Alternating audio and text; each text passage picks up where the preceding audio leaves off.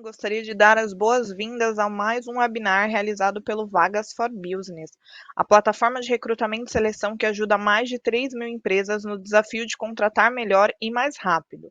Eu sou a Erika Castro, faço parte do time de RH da Vagas, atuando diretamente com recrutamento e seleção. Para iniciarmos, vou fazer minha autodescrição. Eu sou uma mulher negra, estou de cabelo preso, tenho cabelo cacheado, estou com uma blusa, uma camiseta rosa clara. Aproveito também para apresentar a Jade, nossa intérprete de Libras. Obrigada por estar mais uma vez com a gente aqui, Jade. É sempre bom contar com a sua parceria e participação nos nossos eventos.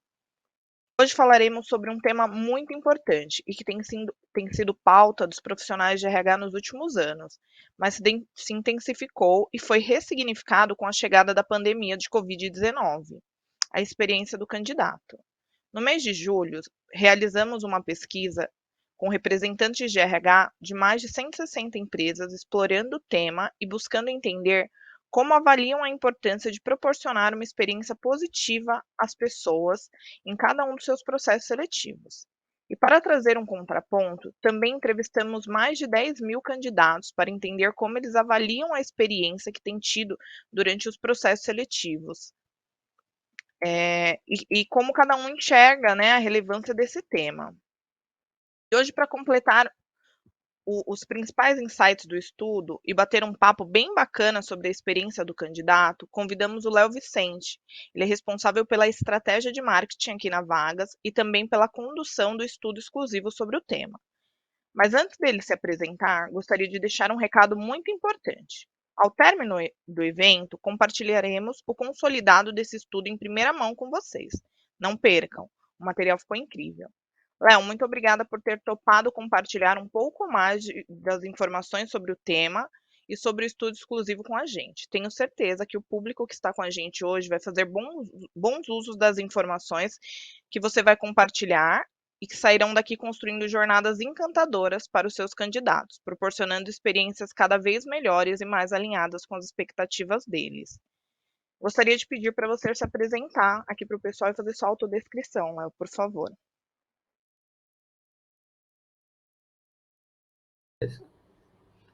Está me ouvindo, Érica? Bom dia. Estou te ouvindo, bom dia. Primeiro, obrigado pela introdução, aí pela apresentação. Eu sou o Léo. Como a Érica disse, eu sou responsável pela parte de estratégia de marketing aqui na Vagas. Sou um homem branco, estou com o cabelo raspado nas laterais, um pouco mais alto na parte superior. Ao meu fundo tem uma parede cinza bem clarinho. Na parte superior, no teto, uma luminária preta e um armário cinza com detalhes em marrom. Então, como a Érica comentou, vou compartilhar um pouquinho desse estudo que a gente conduziu aqui. Eu, apesar de ser de marketing, sou também um entusiasta do tema de recrutamento e seleção, principalmente pelo impacto que isso traz, assim, no geral, na vida das pessoas. Trabalho é um tema muito sensível para todo mundo, e eu acho que também para os negócios é praticamente impossível pensar numa empresa que cresce sem saber contratar bem, né? Então, acho que por essas duas razões eu venho me aventurando nessa linha de pesquisar mais, ler mais, estudar mais, para aprender cada vez mais e também para poder ajudar a Vagas a ser quem compartilha esses insights com mais profundidade com o mercado.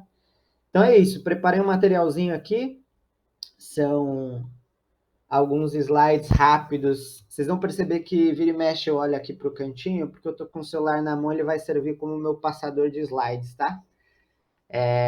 Então é isso, resumi aqui no material mais enxuto do que o completo, como a Erika comentou, vocês vão receber o material completo do estudo, ficou bem profundo, então tem muita informação, não dava para trazer tudo aqui em uma horinha, então tentei resumir. Também, como a Erika comentou, o tema central do estudo era a experiência dos candidatos, então a gente queria entender mesmo um pouco mais sobre esse conceito que é bem abrangente, mas com um foco, assim, que era conseguir olhar para isso com o objetivo de gerar insights práticos para que quem trabalha com recrutamento e seleção pudesse construir jornadas encantadoras, então foi também daí que surgiu o título. Então, separei 7 pontos aqui, não necessariamente são os 7 principais, tá? Mas são os 7, acho que mais mais interessantes de resumir aqui também, que vão dar insumos para a nossa conversa que vem na sequência. Então, só retomando, a Erika já falou um pouquinho do universo de pesquisa, né? A gente falou com um pouco mais de 160 empresas, 166 para ser mais específico, representadas ali, obviamente, pelos profissionais de RH, e mais de 10 mil candidatos, acho que deu uma desformatadinha ali no número. E aí, vamos lá, vamos aos pontos, vou passando um por um, trazendo um pouquinho do contexto e do porquê também que a gente parou para olhar para cada um desses pontos.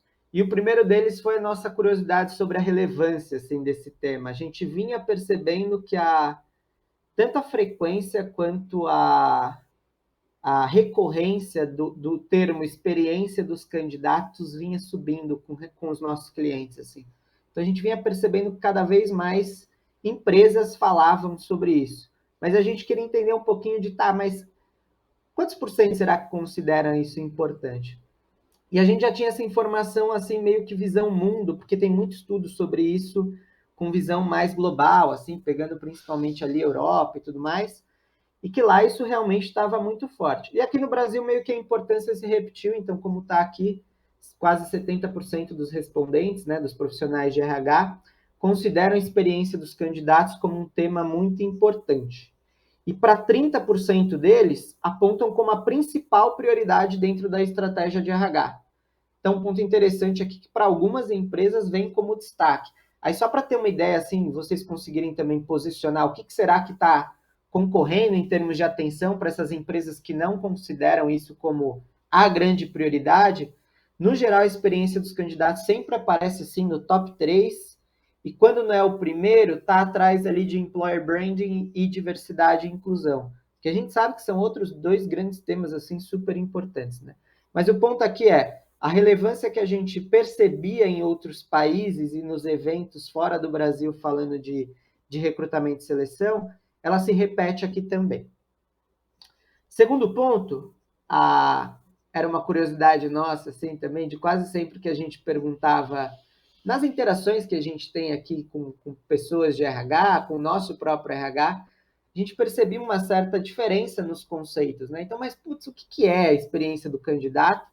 E aí quase sempre vinham respostas um pouco distintas. E a gente aproveitou o tema para também entender assim, será que tem um conceito? Será que uma coisa só resumiria isso? Ou será que de fato é um conceito abrangente a ponto de embarcar alguns significados? E o que a gente percebeu é que de fato são alguns significados dentro desse tema, assim. E aí eu queria trazer uns highlights assim do que surgiu como predominante na hora de definir, de novo, segundo a perspectiva de quem participou do estudo. Então, destacado ali em primeiro ponto é conseguir humanizar as trocas e interações com candidatos ao longo do processo seletivo. Depois, cuidar de cada interação entre empresa e profissional. Então, quase ali como uma atuação de designer de experiência mesmo, assim, pensar em cada touch point, de como a relação ali com os profissionais pode melhorar. Terceiro, garantir que as pessoas possam participar de um processo seletivo de forma fluida e em qualquer dispositivo. Então, aqui quase também que uma similaridade com outras áreas que usam o termo de experiência, por exemplo, user experience, né, experiência do usuário, tem muito a ver com essa parte de fazer com que as pessoas possam passar por uma jornada sem fricção em qualquer dispositivo. E, por último, conseguir transmitir o valor da marca empregadora ao longo dos processos seletivos. Então, garantir que a experiência seja coerente com aquilo que você definiu como estratégia de marca empregadora. Terceiro ponto, e aí a gente, para ajudar, né, um tema que já tem pouco significado, a gente resolveu trazer mais um, quase como uma das conclusões do estudo, é que a experiência do candidato é também um processo de gestão dos sentimentos. Então, a gente quis entender, aí já olhando com esse viés mais dos profissionais mesmo, do cliente do RH dentro desse processo seletivo, né, o cliente externo, a gente quis entender assim, o que será que essas pessoas sentem ao longo disso? Será que muda ao longo das etapas? E uma das coisas que nós percebemos é que sim. Aqui eu não vou entrar tanto no detalhe da variação dos sentimentos, a gente construiu esse mapa do sentimento dos candidatos, que está também no material mais detalhado. Então, a gente, pelo percentual, né, de escolha das pessoas que declararam quais sentimentos eram predominantes em cada fase, a gente conseguiu eleger aqui o que seria o top 3 sentimentos dos profissionais em cada uma das etapas. E aí, sem entrar no detalhe, eu só queria dar um destaque aqui que dá para perceber que entre a candidatura e a pessoa receber algum tipo de retorno, é onde toda a positividade que se começa ali um processo seletivo, ela basicamente se inverte. E aí toma lugar sentimentos de ansiedade, tristeza, em alguns momentos até raiva com relação ao processo seletivo. Então chamou a atenção porque a gente falou, opa, aqui talvez, daqui em diante, talvez esteja tantas as maiores oportunidades para o RH, mas também os maiores riscos, né? Aí só lembrando aqui, gente, a gente sabe que etapas de processo seletivo mudam muito de um negócio para outro, então a nossa intenção não era padronizar nada, mas era ter ali pelo menos uma ideia de o nosso foco principal era saber se esses sentimentos mudavam ou não e o quanto eles mudavam. E deu para perceber que tem uma certa montanha-russa acontecendo ao longo do processo seletivo. Quarto ponto, os riscos de uma experiência ruim vão muito além da marca empregadora. Acho que aqui talvez não precisasse do dado, mas o dado ajuda a comprovar o que vem acontecendo recentemente. Tenho certeza que boa parte de vocês, olhando para as redes sociais, hoje em dia já devem ter se deparado aí com alguns exemplos de candidatos expondo publicamente suas experiências negativas com um processo seletivo, né? Às vezes printando, às vezes marcando o nome da empresa, marcando a plataforma que estava participando do processo seletivo. Então, isso vem aumentando, vem se tornando mais recorrente. Aqui também era um ponto que já tinha um insight a nível mundo, assim, de pesquisas que mostravam, por exemplo, o impacto de uma experiência ruim no consumo. Tinha uma delas que falava que 50% das pessoas que passavam por uma experiência ruim no processo seletivo não recomendariam aquela marca em termos de consumo para ninguém, ou até deixariam de comprá-la.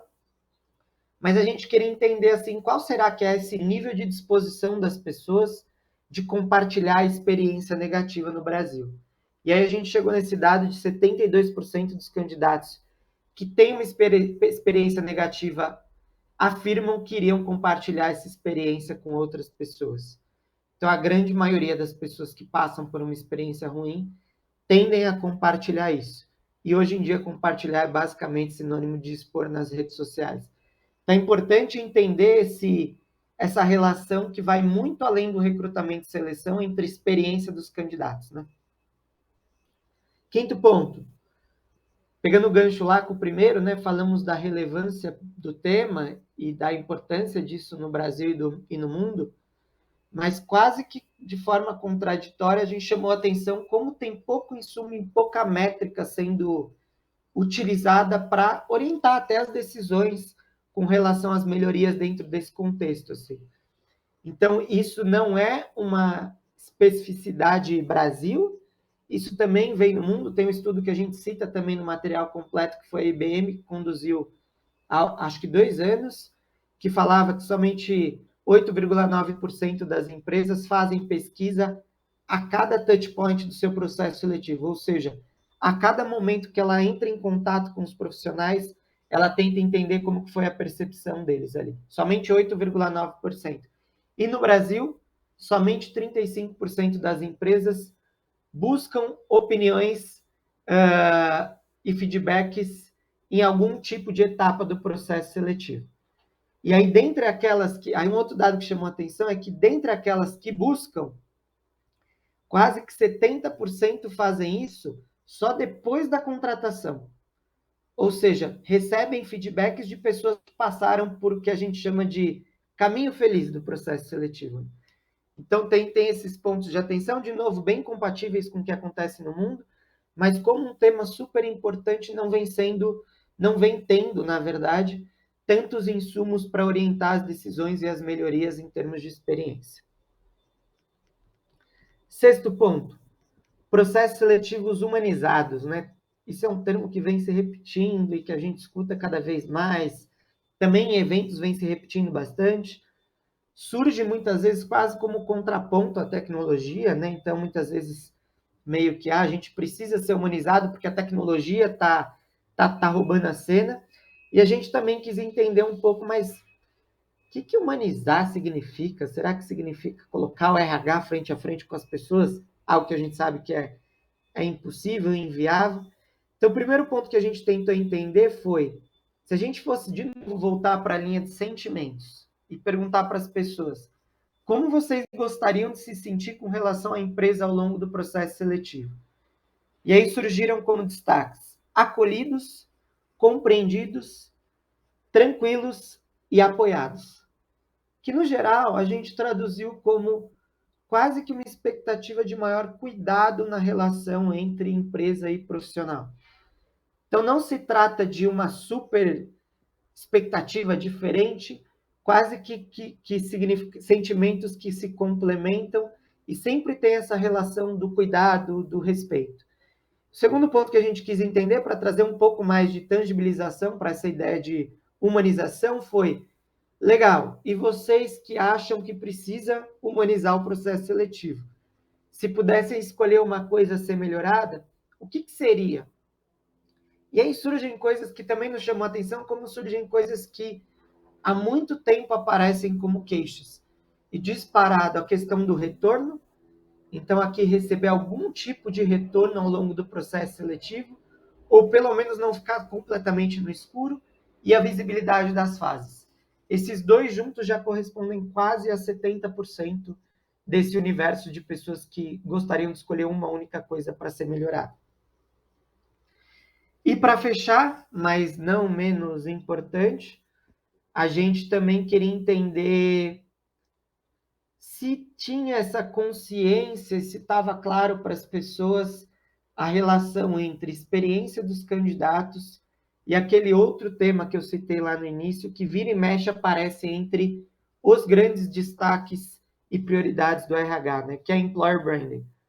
Employer Branding é basicamente a construção, é o processo de construção de significado da marca, só que na perspectiva de empregador e não na perspectiva de consumo, né? Essa é a grande diferença, por exemplo, para o branding.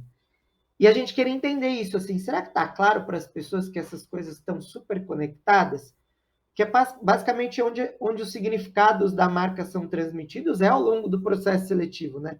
É onde a marca tem a oportunidade de contar um pouquinho mais sobre a cultura dela, o que diferencia ela de outras empresas, falar um pouquinho, né, do EVP, do Employee Value Proposition. E sim, no Brasil também existe super consciência de que essas coisas estão conectadas. Então, 98% dos profissionais de RH concordam plenamente ou parcialmente que uma boa experiência dos candidatos é fundamental para a marca empregador. Bom, acho que espero ter conseguido aquecer um pouquinho dos motores. De novo, só reforçando esse material completo do estudo mesmo, com todo esse detalhamento, e quase que com as mesmas coisas que eu falei aqui, só que escritas, vai ser compartilhado com vocês. E só reforçando que esse é um tema que a gente estudou agora e que a Vagas cada vez mais vai se aprofundar em temas que sejam relevantes para a comunidade de recrutamento e seleção, e a gente pretende compartilhar cada vez mais insights com vocês. E acho que agora a gente vai para um bate-papo mais aberto, de dúvidas, de trocar ideia mesmo junto com a Érica. É isso, obrigada, Léo. Suas informações são realmente muito importantes e trazem dados novos, né, e atualizados. Acho que vai ajudar demais a gente da comunidade de RH. Agora vamos a algumas perguntas aqui, né? Léo, primeiro eu gostaria de saber o que motivou a escolha desse tema, o tema de experiência do candidato para fazer a realização desse estudo, e qual era a intenção quando você traz tanto a intenção, tanto a visão das empresas quanto a de candidatos. Boa. Vou falar primeiro dos motivos, então, separando um pouquinho a resposta. São 3 pontos, assim, eu diria que motivaram a estudar. Primeiro, esse insight de que isso está se tornando cada vez mais importante aqui. Então, como eu falei, a gente vinha escutando essa repetição e essa frequência subindo em termos de conceito mesmo que a gente ouvia dos nossos clientes. O segundo ponto era essa clareza de que, no fim, é na experiência, exceto se você é uma marca muito grande, que tem condições ali de conduzir, por exemplo, campanhas focadas em construção de imagem enquanto empregadora, na experiência ao longo do processo seletivo que as coisas acontecem para os dois lados, né? Então, é onde os candidatos, né, podem participar de fato ali daquela oportunidade e é onde as empresas têm a chance de mostrar a sua cara enquanto marca empregadora. E assim, em termos de responder naquele outro pedaço de o que motivou a gente a olhar para os dois públicos, a gente queria trazer, não queríamos trazer uma visão em si mesmada, assim, de só o olhar do RH para dentro desse universo. A gente queria trazer um pouco da visão do cliente, sabe? De poder entender para quem participa, onde dói, o que faz falta, o que essas pessoas sentem, porque a gente acreditava que era ali que estava faltando, talvez, insumos para os profissionais de RH. Bacana. E aí, avaliando um pouquinho, né, a visão do RH, a gente de RH, a gente considera a humanização em processo seletivo uma coisa muito importante, assim. E aí você pode Uhum. contar um pouquinho para a gente por que que é tão relevante, assim, tentar se comunicar de um jeito mais humanizado e mais cuidadoso? Assim, o que eu percebi até com as conclusões do estudo, assim, acho que tem muito a ver, obviamente, com empatia, então de a gente conseguir se colocar um pouquinho no sapatinho de quem está do outro lado. Então, ali o próprio mapa de sentimentos mostra que as pessoas passam, de fato, ali por uma montanha russa, em que em alguns momentos elas estão, inclusive, com a tristeza predominante, ou até a ansiedade predominante, como eu comentei, com a raiva muitas vezes predominante, e essa consciência de que é um trabalho muito difícil. Eu, assim, confesso que eu acho que a parte de marketing é muito mais fácil do que essa parte de recrutamento e seleção, assim, de se a gente for parar para pensar, né, num processo seletivo com uma oportunidade, com uma posição e 1.000 profissionais inscritos, a gente vai ter uma pessoa fazendo o caminho feliz e outras 999 que não cumpriram com as expectativas delas. Então, de que automaticamente não saíram 100% satisfeitas. Então, é um processo difícil, assim. Então, também por isso, e por essa maioria que geralmente não chegou na expectativa desejada, é onde se torna muito importante ter esse cuidado e esse olhar super humano para a forma de se comunicar. Bacana. E ainda falando sobre humanização na experiência do candidato. Você sabe que Uhum. profissionais de RH vivem buscando formas aí de poupar o tempo e a gente conta cada vez mais com a tecnologia para poder apoiar essa otimização. O que envolve, sei lá, por exemplo, comunicação em massa dentro das etapas do processo seletivo. E aí a gente acaba enviando comunicações mais automatizadas. Você acha que esse tipo de comunicação em massa pode ser uma comunicação mais humanizada ou não? Sendo sincero, eu não sei dizer, assim, é muito difícil afirmar, porque é complexo eu me colocar no lugar de quem está, como eu disse ali, com todos esses sentimentos à flor da pele. Assim. O que eu posso comentar é que a gente sabe que é humanamente impossível atender as expectativas, por exemplo, de contato ou de retorno não massificado num processo seletivo que muitas vezes já aconteceu com a gente aqui de clientes nossos, com processos seletivos com dezenas de milhares de inscritos. Então, assim, muitas vezes, acho que nem se trata de ser possível humanizar ou não, muitas vezes esse é o único meio. Então, respondendo, acho que seria forçar a barra dizer que comunicação em massa dá para ser humanizado, porque seria mentira. O que eu posso trazer é que comunicação em massa não precisa ser sinônimo de frieza e robotização. Isso dá para garantias. Inclusive, assim, comunicação em massa, com todos os recursos de automatização que a gente tem hoje, por exemplo, podem ser sinônimos de personalização, inclusive. Assim, em marketing, a gente também usa muito desse recurso de muitas vezes precisar alcançar um universo de pessoas muito grande, mas pô, a gente queria que a Érica fosse chamada pelo nome, a gente queria que a Érica fosse contextualizada de acordo com o momento que ela está, que a Érica soubesse em qual etapa ela parou, e tudo isso muitas vezes é possível de ser personalizado sem exigir esforço adicional prático nenhum, assim, é quase que variáveis puxando informações de bancos de dados e customizando ali na hora. Então, de novo, eu trago a atenção para a forma. Assim, eu acho que ainda é, para muitos processos seletivos, a comunicação em massa e até a automatização as únicas formas de levar esse retorno que é tão esperado pelas pessoas, mas isso não precisa ser sinônimo de robotização e frieza. Então, acho que vale um cuidado cada vez mais forte do ponto de vista de recursos humanos para a parte de comunicação. E aí eu tenho visto, por exemplo, em alguns casos de clientes nossos e outras empresas, como talvez isso tenha motivado, inclusive, a criação de cargos novos dentro das áreas de recursos humanos. Né? Então, eu já vejo, por exemplo, o termo marketing de recrutamento dentro de alguns RHs. Né? Então, acho que tem muito a ver com esse olhar mais atento para a forma de se comunicar e se relacionar com as pessoas que estão participando. Bacana. Existe algum momento, assim, nessa jornada de recrutamento e seleção, em que um disparo em massa não será mais aceito, e pode prejudicar a comunicação com os candidatos e, consequentemente, as experiências deles?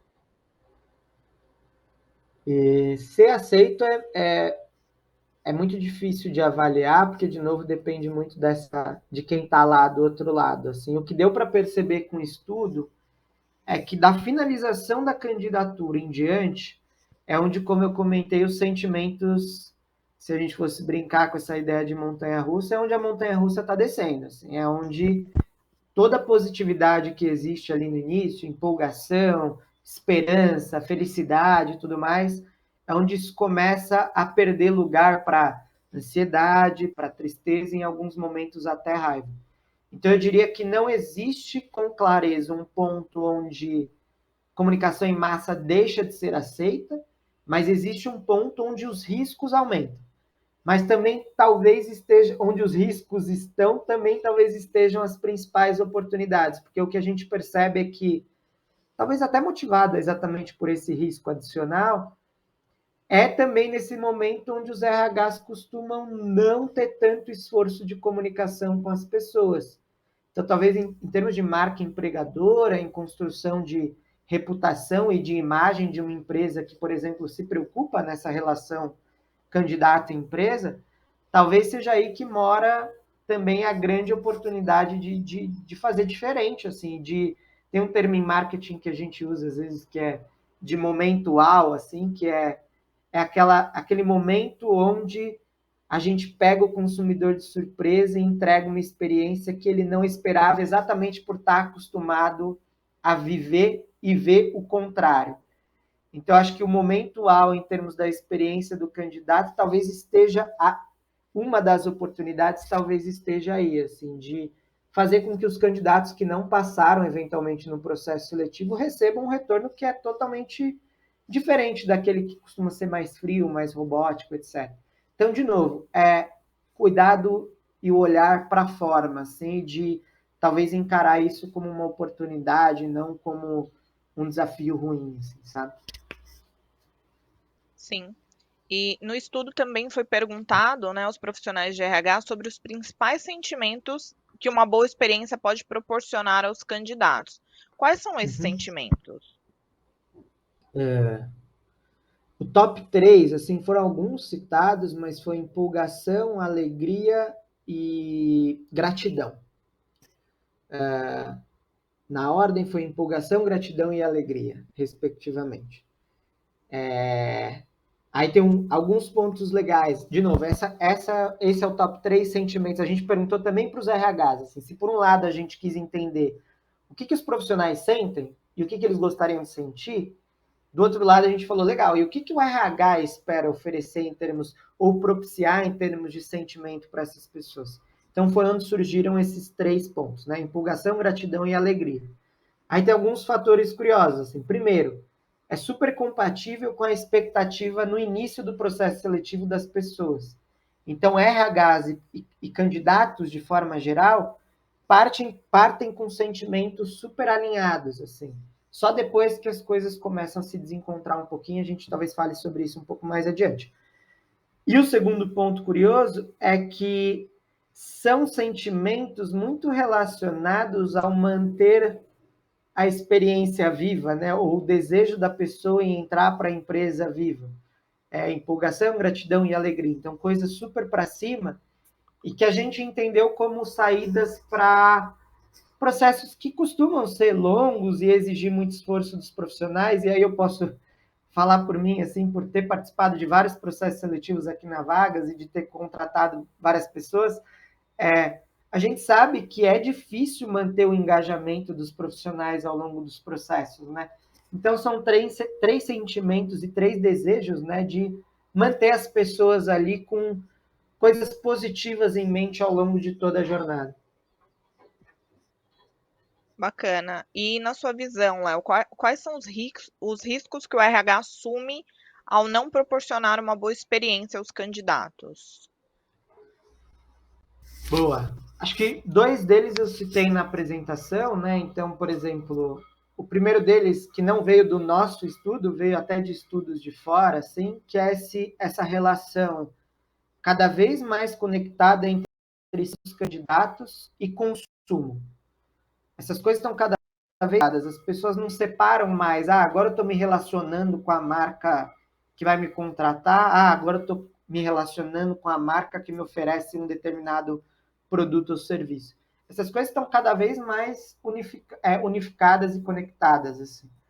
Então, se eu tenho uma experiência ruim num processo seletivo, eu devo encarar e transferir essa experiência ruim para todo tipo de relação que eu tiver com essa marca. Então, isso pode ter impacto no consumo. Inclusive, a gente encontrou e citou no material completo a Virgin, aquela empresa de... Eu ia tentar resumir o que a Virgin é, mas hoje em dia é praticamente impossível, mas uma empresa que conseguiu tangibilizar em valor financeiro o prejuízo que ela chegou a ter por propiciar experiências ruins para os candidatos deles. A gente cita esse estudo no material completo. Então, tem essa relação com o consumo, tem a relação com aquela parte de quase que uma postura de detratores, né? De as pessoas estarem muito dispostas a compartilhar isso e dar visibilidade disso nas redes sociais.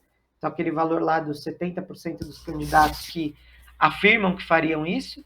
E o terceiro que eu adicionaria aqui, que me parece que tem também um fator de jogar investimento fora, assim, sabe? De não cuidar disso.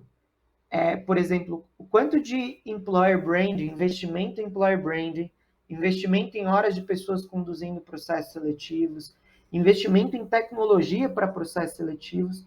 Somando tudo isso, se você não consegue propiciar essa experiência minimamente boa, o quanto de investimento a empresa está colocando assim e desperdiçando, né?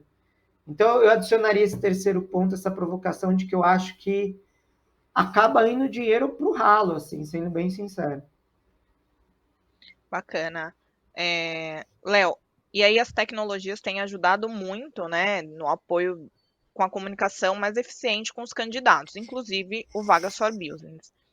Eu queria que você contasse um pouco mais sobre as opções dentro da nossa plataforma de recrutamento e seleção, que apoiam uma comunicação mais cuidadosa e humanizada com os candidatos e aproximam o RH de uma experiência melhor. Boa. Fiquei pensando bastante sobre isso. Assim, eu acho que um dos pontos centrais do que o estudo trouxe, assim, também, aí falando mais do ponto de vista sistêmico, mesmo tecnologia, uma das coisas que me chamou a atenção é como é importante ter as fases refletidas dentro da plataforma. Assim. Porque como a gente viu, as etapas elas fazem com que as pessoas mudem muito de sentimento.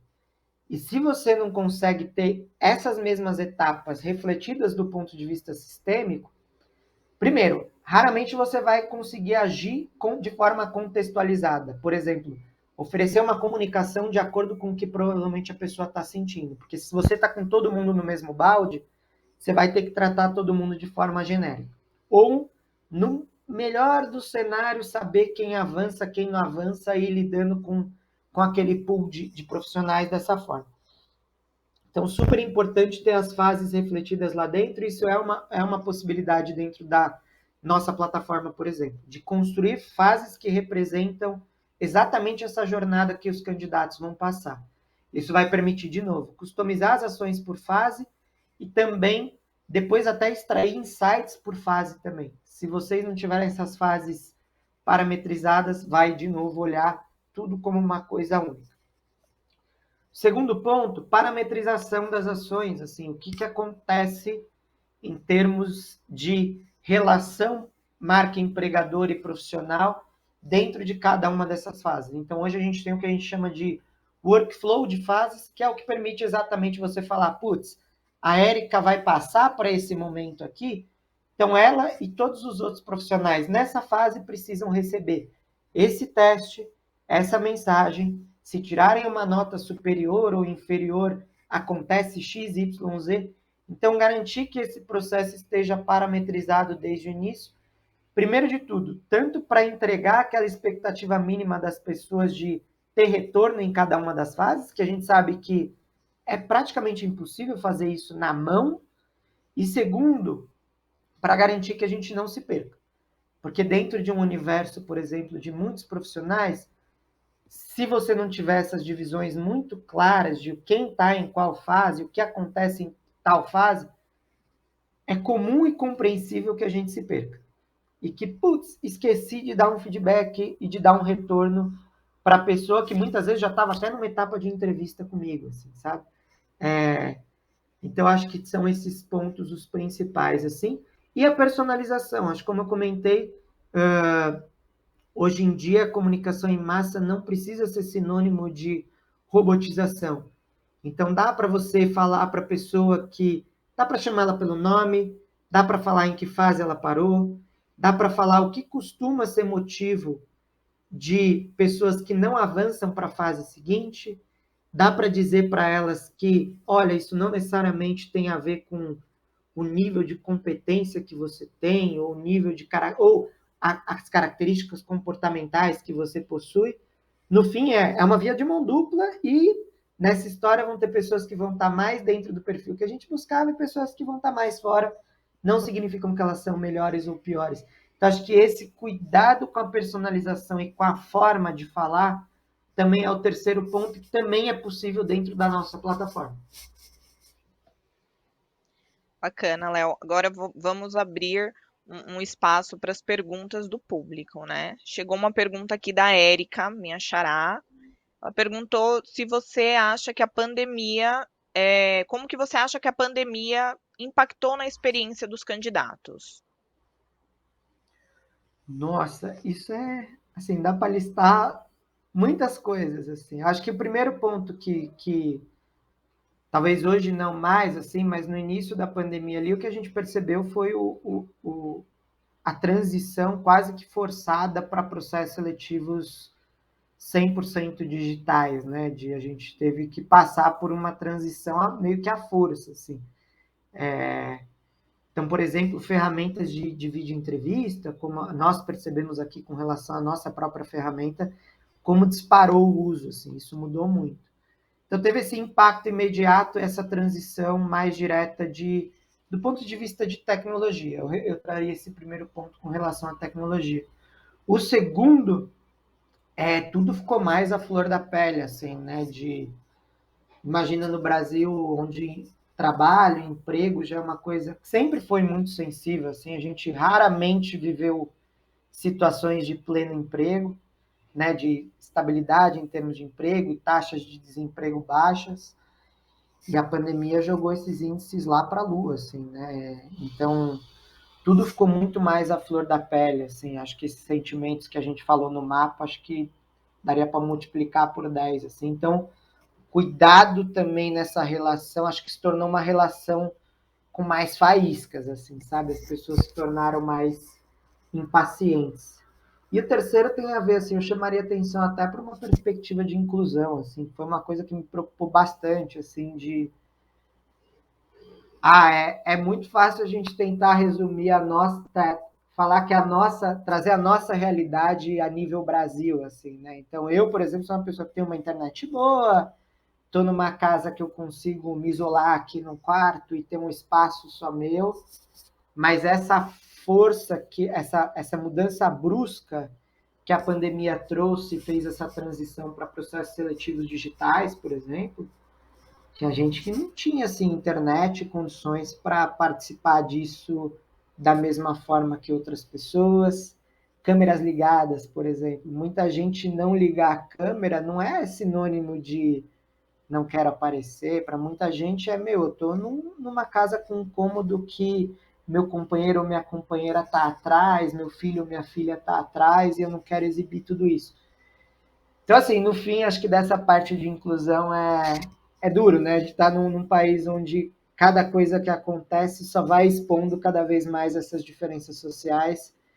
E em termos de experiência dos candidatos, foi mais um momento em que a gente viu que isso forçou assim um pouco essas pessoas, assim, mas no fim acho que também teve o lado de todo mundo deu um jeito ali de se adaptar. Espero ter respondido a pergunta. Bacana. Chegou mais uma pergunta aqui do Fernandes. É, daí traz um ponto antes de fazer a pergunta, né? Comunicação em massa tem trazido uma imagem muito ruim, tanto para o RH quanto para as plataformas que utilizamos para os nossos processos seletivos. Mas para mim seria impossível me comunicar com todas as pessoas.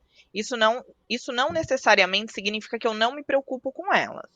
Léo, você acha que seria positivo deixar claro nas minhas comunicações os contatos em massa, que os contatos em massa são uma preocupação em não deixar o alto volume de pessoas sem um retorno, ou é melhor tentar automatizar, mas trazer pequenos toques que me aproxima de uma forma mais carinhosa com as pessoas? Uhum. Eu diria que o que vale a pena é talvez seja testar. E aí, até também cruzando com aquele ponto que eu comentei dos insumos, assim, acho que dá super para pedir feedback mesmo para as pessoas do que elas, assim como a gente fez nas etapas, né, de o que elas sentiram, como que elas avaliam, numa escala de 0 a 10, como que foi para ela receber aquele retorno, assim.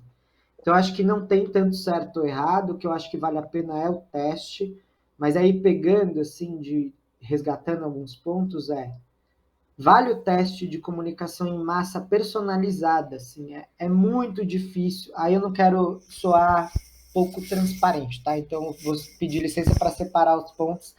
Então, primeiro de tudo, dá para comunicar em massa de forma personalizada. Aí, como marketing, eu posso dizer assim, de raramente as pessoas percebem, assim, porque realmente dá para chegar no nível de só o fato de te chamar pelo nome, como eu comentei, de trazer uma informação contextualizada daquela pessoa para dentro da mensagem, isso já é um tom de personalização. E minha percepção é que isso não anula essa intenção genuína de querer dar um retorno, sabe? De tipo querer se comunicar um para um, mas ser impossível. Ó, não dá, mas eu não vou deixar de chamar a Érica pelo nome só porque eu só conseguiria fazer isso de forma automatizada. Então, acho que tem esse ponto de, na automatização, pensar na personalização e entender que isso já é possível sem esforço operacional, assim, é só com variáveis, basicamente. No lugar do nome, eu coloco @nome, por exemplo. E aí isso vai ser puxado automaticamente do banco de dados e inserido. Então, acho que é esse ponto de não levar para a comunicação em massa o tom de robotização. Acho que se levar é onde as pessoas tendem a ficar malucas, assim, não gostam mesmo. E o segundo aspecto, acho que também vale o teste da transparência, assim, sabe? De não tem problema virar para as pessoas e falar assim, ó, gente, esse é um e-mail automático. Essa é a única forma que a gente tem de atingir todas as pessoas que participam de um processo seletivo. Não ache que por isso a gente não gostaria de estar falando olho no olho com você, muito pelo contrário, se a gente pudesse, a gente faria isso com cada um. Mas, infelizmente, essa é a forma que a gente encontrou hoje. Então, acho que as duas opções são viáveis, mas eu traria a provocação do teste. Então, de começar a tentar extrair insumos dessa relação para entender mesmo assim, até metrificar isso um pouco melhor de, pô, aqui eu tive uma nota muito, na comunicação em massa personalizada, eu tive uma percepção, uma avaliação muito mais positiva do que nessa versão mais fria e transparente. Pô, que bacana, aqui talvez eles estejam se sentindo mais confortáveis, é esse o caminho que eu vou seguir. Bacana. Léo, chegou pergunta do Theo também. Leonardo, achei muito interessante esse mapa de sentimentos dos candidatos. Vai me ajudar bastante. Se puder se aprofundar nele, por favor. É um Boa, pedido, né? Eu vou comentar, acho que de novo, depois no material completo tem mais detalhes sobre eles e até sobre cada uma dessas etapas, o que mais de sentimento surge, mas eu acho que vale talvez a gente se aprofundar no ponto de virada ali. Como eu comentei, tem um momento que a montanha-russa começa a descer. E isso acontece entre a finalização da candidatura e qualquer tipo de retorno que a pessoa vá receber. Então, é aquele gapzinho entre, meu Deus, terminei, agora eu preciso esperar, e aí é nessa espera que os sentimentos começam a despencar. Então, esse é um ponto, assim, vale um olhar mais cuidadoso para esse ato, assim, talvez criar touch points que reduzam a ansiedade, criar touch points que antecipem o que pode acontecer, não necessariamente falando assim, ó, por exemplo, Érica, você pode ser reprovada, não isso, mas será que não vale uma interação entre a confirmação de quem avança ou não? Será que já não vale uma interação dizendo, Érica, só para trazer uma visão para você e você entender o tipo de processo seletivo que você está participando, junto com você tem outras 837 pessoas inscritas e agora a gente está no momento XPTO de avaliação aqui do nosso lado. Então, será que não vale criar esses pontos para dar essa controlada na ansiedade? Então, esse é um ponto que me chamou a atenção.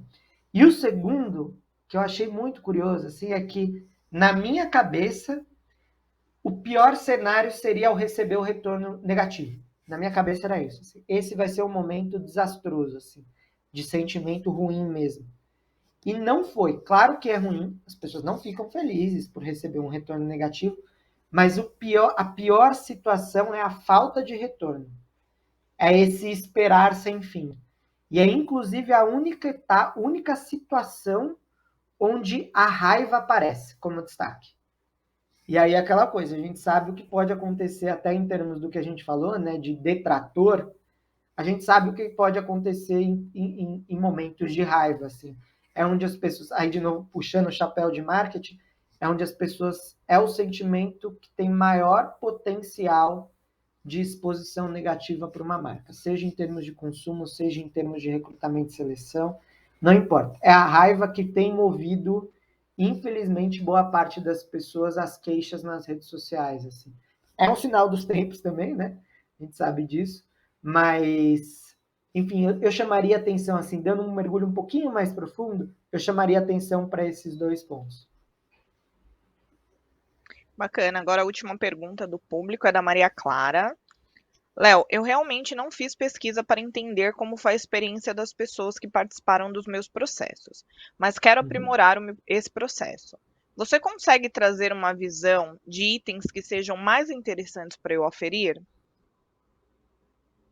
Eu acho que, assim, o que eu daria de dica, eu acho que vale se nunca foi pesquisado, eu acho que vale uma pesquisa mais de percepção mesmo, nessa linha de sentimentos, de perguntar a cada interação o que, que a pessoa sentiu, e também de perguntar para as pessoas o que, que elas gostariam de ter vivido de diferente. Eu acho que isso é muito rico, assim, ouvir isso das pessoas é super rico e de fazer isso não depois da contratação, né? De pesquisar com quem já foi contratado, você vai receber feedbacks incríveis. No geral, é isso. E aí, feito isso, acho que esse é o passo inicial. Depois, acho que para se tornar uma métrica, que eu acho que isso é o ponto essencial, precisa estar parametrizado. Assim. Então, você precisa transformar em um resultado que você consiga acompanhar ao longo do tempo. E aí sim você vai poder fazer, por exemplo, gestão da experiência dos candidatos. Então, transformar num número, e aí eu puxaria um pouco dessa ideia de score, de nota, pode ser muito legal depois que você fez esse primeiro momento mais de investigação. Então, depois é simplesmente isso mesmo, assim, de pessoas que saíram, ou seja, acabou sua relação comigo nesse processo seletivo, eu quero saber, Érica, até aqui, até esse momento que você viveu com a gente, de 0 a 10, qual nota você daria para nós?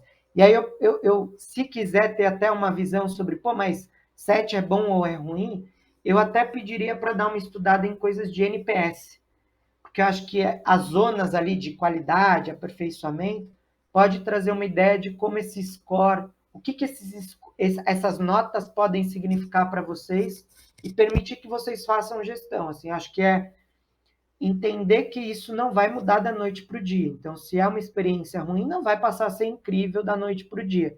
Então, por isso que é tão importante ter um indicador que vocês consigam acompanhar ao longo do tempo. Principalmente para depois também poder celebrar as mudanças e falar assim, olha só, a gente saiu de uma zona de aperfeiçoamento com um score X e disparou em 6 meses para cá. Então, acho que essas seriam as duas dicas que eu traria.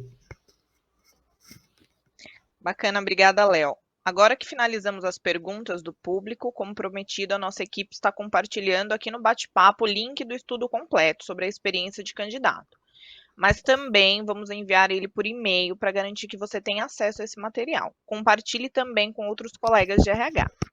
Agora vamos ao encerramento do nosso webinar. Preciso agradecer muito ao Léo, muito obrigada por ter topado estar aqui com a gente, compartilhando aí insumos importantes, insumos exclusivos, né, sobre a experiência do candidato. Eu tenho certeza que, como profissional do RH, eu vou me aprimorar demais, assim, demais da forma como eu olho para a experiência do candidato e como eu conduzo os processos seletivos aqui na Vagas.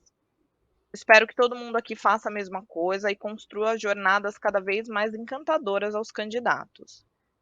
Bom, quero agradecer também a participação da Jade e obrigada a todas as pessoas que participaram aqui com a gente. Um abraço e até breve.